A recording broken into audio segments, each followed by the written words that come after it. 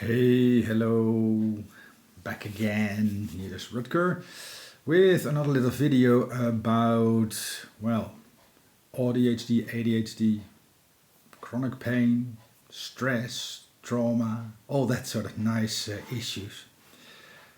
I've spoken about this before in other videos and even posted some videos on what you can do about it, but when I make one video, it generally just is very difficult to explain the deeper reasons for or about how the body functions and what we can do about it. So I thought I'd come up with a little bit of a series, okay, short videos that we can bundle together and to actually sort of get a bit more of a sense of the whole picture.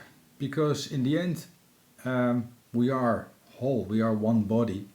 A body with a mind and not a mind with a body. And yeah, I would just like you to understand a bit better what's going on sort of behind the scenes, why your body and your mind react the way they do, so you can make better decisions. So you can make the decisions that you need to make to actually feel better, to get healthier, to have less pain. So yeah, let's go and do that. Okay, are you with me? So first of all, I think it's very important to speak about the central nervous system. The central nervous system runs with two major players, the parasympathetic and the sympathetic nervous system. Now, the sympathetic nervous system, for a lot of people with ADHD, ADHD, and other neurodivergent issues, runs usually much more on the sympathetic one. So sympathetic is the fight or flight, and the freeze and fawn sort of part of our nervous system, and we tend to be a lot in that particular stress mode. There are some simple reasons probably for that. Basically, being told off a lot because you're different, you're not fitting in, you're always asked, why are you like this? Don't do that. So that the environment plays a role, but there's also the more internal functioning of the nervous system that's really sort of constantly scanning for things that don't quite fit. You constantly feel, or your nervous system feels that there's a threat from the whole world, from everywhere around you. So yeah, it's important though that we regularly sort of connect up or boost up, rev up that parasympathetic nervous system to calm back down again, to get some balance back. And the whole ADHD, ADHD thing is just, there is a dysregulation there generally. The body, the nervous system, generally doesn't quite function the way neurotypical people do.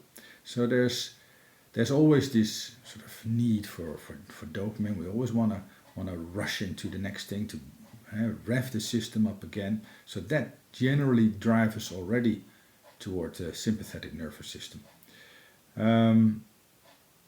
There's things specifically, of course, with ADHD, but I see it as well, for instance, in my son, who's very hyper. It's just the overstimulation. So anything can feel overstimulating. Noises, lights, smells, tags in your clothes. It continuously manifests into your own nervous system. There's constantly this stimulation going on, and it becomes too much very quickly. So a little bit back to the trauma, the fact that we receive so many messages at a very young age that we're not quite right, that over time creates what we call complex post-traumatic stress disorder. So you don't have one specific event where you were traumatized. It's the death by 1,000 steps, you know. Over and over and over again you get told that you're not quite right, you're broken. And eventually you start to believe that. So this internal voice that constantly tells you that you're not quite okay, that you're too much and not enough at the same time, that is really what's going on, and that keeps us alert, it keeps us checking the environment, it keeps us fawning, for instance, it keeps us looking for ways that we can please other people to make them believe that we're okay to be with it, to hang around with, that we're safe people, even though we don't feel it really deep inside ourselves. And then there's the chronic pain, or pain in general. Now, what I've seen over the many years as a physiotherapist and yoga teacher is how pain in the body often builds up and is compounded over many years. So a muscle may tense, say you do some gym exercises for the first time, the muscles tighten, they tense, they get sore, but if that is all within certain limits, it's not a problem, the muscles relax again, and over a few days they feel okay again. But if there's a constant tightness, and I've mentioned this before as well in other videos, this tightness builds up on the front of the body, because that's the part that we need to protect. The hip flexors, diaphragm, muscles here in the chest area, in the front of the neck, they all tense up initially as a protection. And we all want to protect our soft belly. Every mammal does that. They sort of curl up in a little ball when there's an issue. You can see it in small babies.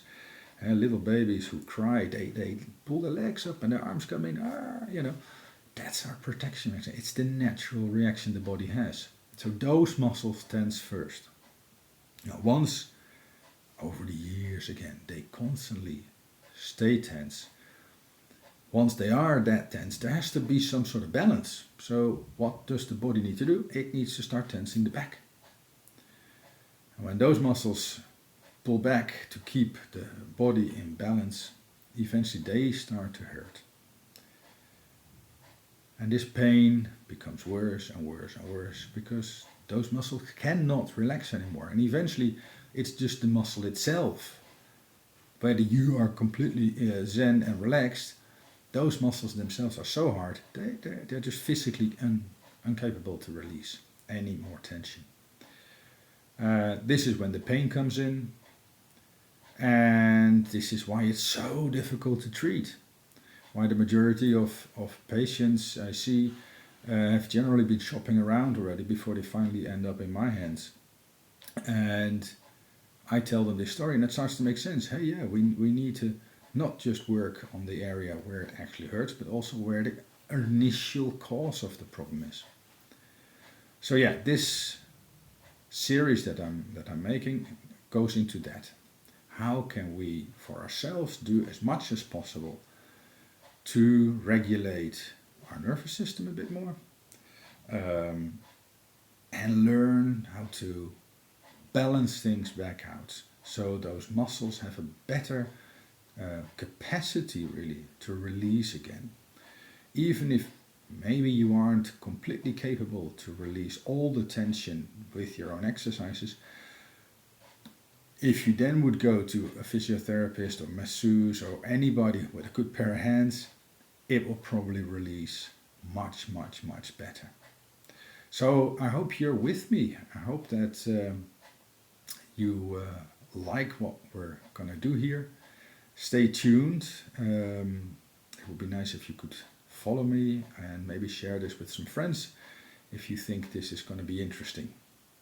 And I hope to see you very soon again. Bye.